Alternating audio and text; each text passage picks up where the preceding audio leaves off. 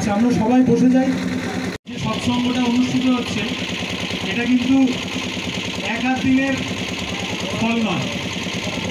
ঠিক 1 বছর আগে, গত বছর যখন পরম পূজ্যপাদ শ্রী শ্রী আচার্যদেব এবং পূজ্যপাদ শ্রী শ্রী অবিন্দাদা আমাকে পাঠিয়েছিলেন, কাজকর্ম চলছিল, তো কথা প্রসঙ্গে শ্রীধরনগর মন্দিরের কথাটি ওঠে। তো আমি তখন বলেছিলাম একটা মন্দির আছে খুব ভালো জায়গায়, নদীর মধ্যে দিয়ে যেতে হয়, হঠাৎ করে মন্দিরটা পড়বে, তো খুব ভিউটা খুব সুন্দর।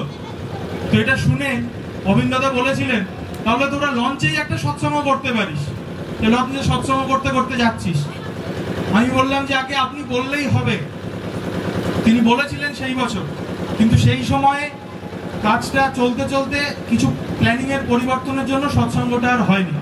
এই বছর যখন আবার আমাদেরকে তিনি পাঠালেন, আমাদের 5 জনকে তিনি পাঠালেন, আবার আমি গুড্ডুদা সবাই মিলে বললাম যে আপনি তো বলেছিলেন আমরা কি এই বছর সেটা করব? তিনি বললেন খুব ভালো করে করবে। এবং এই যে লঞ্চে সৎসঙ্গ, নদীপক্ষের মাঝখানে সৎসঙ্গ, এর আগে তো সেভাবে কখনো হয়নি। এটাকে ছবি তুলে খুব ভালো করে যত্ন করে নিজেদের কাছে স্মৃতি হিসেবে রেখে দিন। আজ আপনারা এতগুলো মানুষ এসেছেন। প্রথমে যখন আমরা এসে বসেছিলাম একটা প্রতিকূলতার মধ্যে দিয়ে আমরা এসেছি, সবাই আমরা জুতোটা ওই পারে খুলেছি, আমরা হেঁটে যখন এসেছি এতটাই গরম মনে হচ্ছে আমাদের পা জ্বলে যাবে।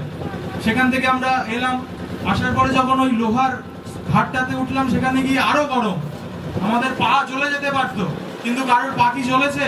ওই গরম কিন্তু আমাদেরকে আটকাতে পারেনি। আজ সৎসঙ্গ আছে, আমরা এখানে এসে সৎসঙ্গ অংশগ্রহণ করব, তার আশীর্বাদ এইটা কিন্তু আমাদের মাথার মধ্যে ছিল। এই দুপুর 1টা 1:30 বাজে, এই 12টা 12:30টার গরমে আমরা কিন্তু বেরোতে পারি না।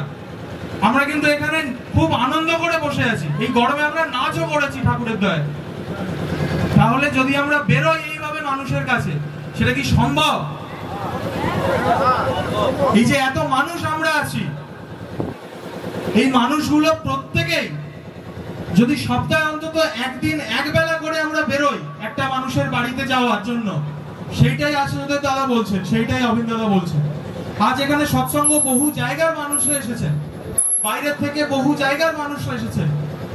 প্রত্যেকে এখানে যারা আছেন, আমরা যদি আজকে একটা জিনিস প্রতিজ্ঞা করে যাই যে আচার্যদেব দাদা বলেছেন, অবিন্দাদা বলেছেন আমাদেরকে কাছে যেতে, সেইটা যাতে আমরা করতে পারি।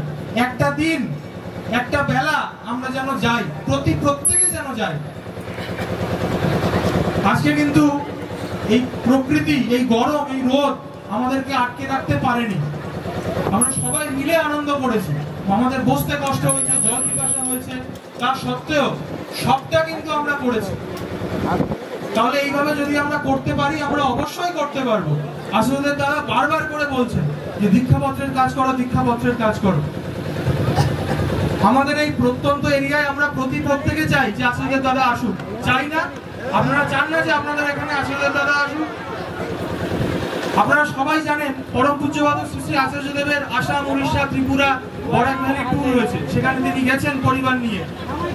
প্রতিটা জায়গায় তিনি যেখানে যেখানে গেছেন তিনি একটা শর্ত দিয়েছিলেন যে আমরা যেখানে 10% আপডেট হয়েছে ডিপি ওয়ার্কসের দীক্ষাপত্রের কাজে, সেখানেই আমি যাব। এমন বহু জায়গা আছে যেখানে 10% হয়নি, মানুষজন সামনে দাঁড়িয়ে ছিলেন হাত জোর করে, তিনি তার সামনে দিয়ে চলে গেছেন, আসেননি। কিন্তু আমরাও যদি সেটা করতে না পারি, আমাদের আশেপাশে দিয়েই তিনি হয়তো চলে যাবেন, আমাদের কাছে এসে পৌঁছবেন না।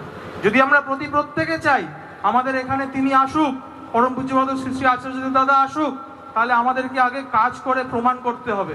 আগে বলতে হবে যে আগে আপনি যেটা বলেছিলেন সেটা আমরা পেরেছি, এখন যদি আপনি দয়া করে আমাদের ওখানে আসেন। সেটা করার জন্য কম বয়সী যারা আছো, বেশি বয়সী যারা আছেন, সবাই মিলে দায়িত্ব নিতে হবে। আমরা যারা এখানে, আপনারা বয়োজ্যেষ্ঠরা আছেন, আপনাদের এনার্জিটা কিন্তু আমাদের মতো হবে না, আবার আপনাদের যে এক্সপেরিয়েন্স, সেই অভিজ্ঞতাটাও আমাদের নেই। তাই কম বয়সীদের এনার্জি আর যারা বয়স্ক মানুষ তাদের অভিজ্ঞতা, এই দুটাকে যদি আমরা মেলাতে পারি তবেই কিন্তু ঠাকুরের কাজটা হবে।